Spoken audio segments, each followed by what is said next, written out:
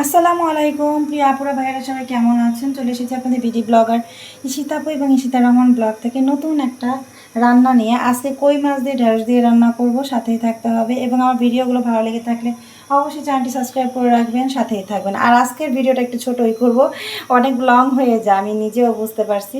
তো সাথেই থাকেন সবাই। আমি আগে মাছটাকে ভেজে নিই। তো এত গরম পড়ছে, তো আমি দুই পাশে দুইটা কড়াই দিয়ে রাখছি। একটার মধ্যে রান্না করবো, একটার মধ্যে মাছটা ভাজবো। কারণ গরমে যেন আসলে রান্না বা কাছেই আসতে ইচ্ছা করে না। তারপর কিছু তো করার নেই, রান্না তো করতেই হবে। তো এই পাশের কড়াইতে আপনারা জানেন আমি আমার ছোট্ট কড়াইতে হচ্ছে মাছ ভাজি ভুজি করি, সব কিছু এটার মধ্যে করি। আর ওই কড়াইতে উঠে রান্না করব। তো দুইটাই জ্বালায় দিছি, দুইটার মধ্যে আজকে তাড়াতাড়ি করে রান্না করে শেষ করবো। তো আমি কই মাছ দিয়ে রান্না করবো। এই যে কই মাছগুলোকে হলুদ মশলা দিয়ে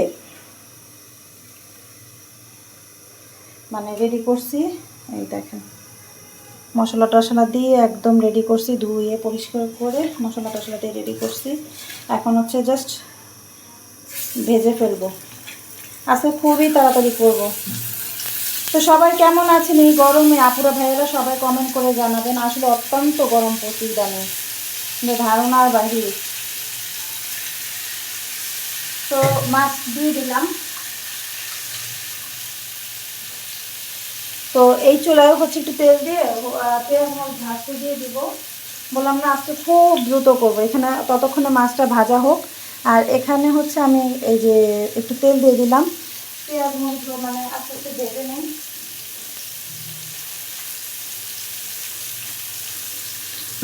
আজকে অনেক তাড়াহুড়া করতেছি, কারণ প্রচণ্ড গরমে যেন আমি বাহিরে গেছি। বাহিরেই প্রচুর গরম, বাসায় এসে তো একটু স্বস্তি হওয়া যায়। আজকে একটা তরকারি রান্না করবো, আর ভর্তা করছি আগে, ওইটা করলাম না। তো এই যে এখানে হচ্ছে পেঁয়াজটাকে করে নিচ্ছি, আর এখানে ততক্ষণে আমার ভাজা হোক। ছড়িয়ে টড়িয়ে দিই।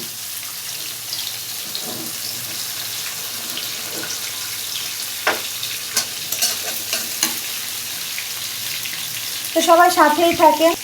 তো এখানে আমাদের এই যে পেঁয়াজটা একটু হালকা ব্রাউন কালার হয়ে আসছে, আর এই যে মাছ যে মেখেছিলাম, যে ওই পানিটা, মাছ হলুদ মরিচ দিয়ে মেখেছিলাম, সেই পানিটা একটু দিয়ে তো আমি হচ্ছে কষিয়ে নেব একটু তরকারিটা। লবণ দিয়ে দিচ্ছি। আজকে ঢেঁড়স দিয়ে রান্না করব। ঢেঁড়স দিয়ে কেউ রান্না করে খেয়েছেন?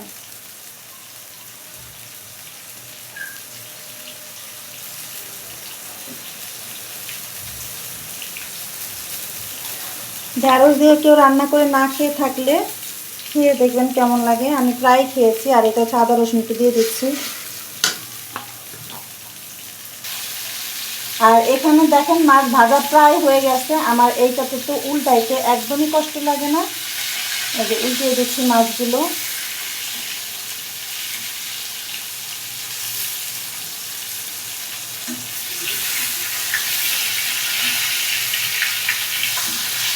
এই যে মাছগুলোকে আমি উল্টিয়ে দিলাম। এখন এই পিঠটা হয়ে গেলেই শেষ। আর এখানে হচ্ছে আমি হলুদ একটু দিয়ে দিব তরকারিতে, তারপর একটু গুঁড়া মরিচ আর একটু ধনিয়া দিয়ে দেবো।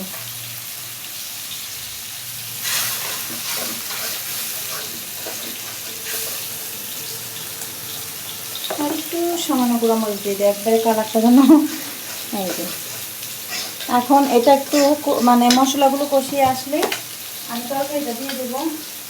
আর সবচেয়ে বরং এখানে আমি টমেটো কেটে রাখছিলাম, টমেটোটা দিয়ে দিই আগে।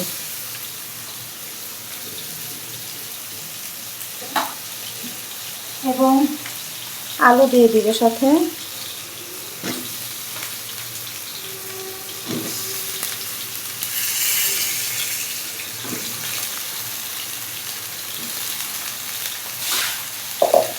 এগুলো দিয়ে একটু নাড়াচাড়া করে কিছুক্ষণ পরে দিব হচ্ছে ঢেঁড়স।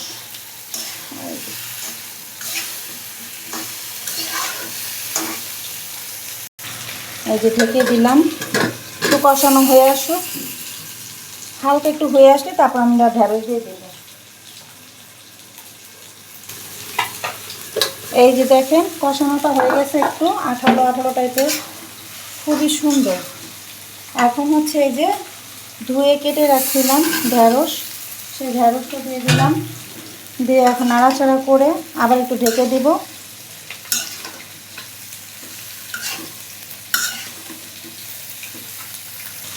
এই যে নাড়াচাড়া করে এখন আমি হচ্ছে ঢাকনিটা দিয়ে আবার ঢেকে দিব, এটা কষানো একটু। আর এদিকে আমার মাছ হয়ে গেছে, তাই মাছের চুলাটা অফ করে দিলাম। জাস্ট এটা হয়ে গেলে একটু পানি দিব, একটু হয়ে আসতে পানি দিব। তো এখানে এই যে কষানো হয়ে গেছে অলরেডি, আমি সামান্য পরিমাণে একটু পানি দিয়ে দিব সিদ্ধ হওয়ার জন্য।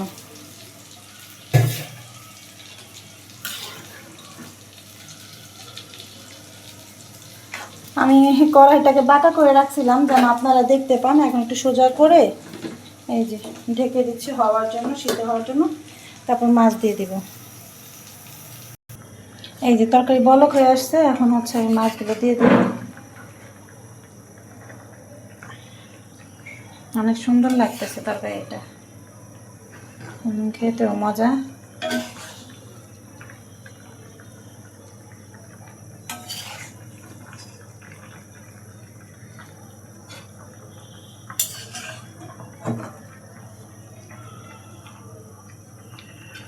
মাছের তেলটাও দিয়ে দেই।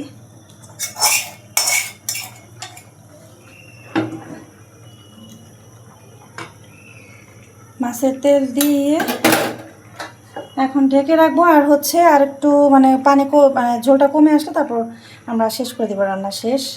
তো এই হচ্ছে আমার আজকের রান্না। তো কেমন লাগলো সবাই কমেন্ট করে জানাবেন। অবশ্যই একটা করে লাইক, চ্যানেলটি সাবস্ক্রাইব করে রাখবেন এবং ভিডিওটা সবাই শেয়ার করে দিবেন। আর এইভাবে রান্না করে খেয়ে দেখেন কেমন লাগে, আমি প্রায় খাই, তাই আমি রান্না করলাম।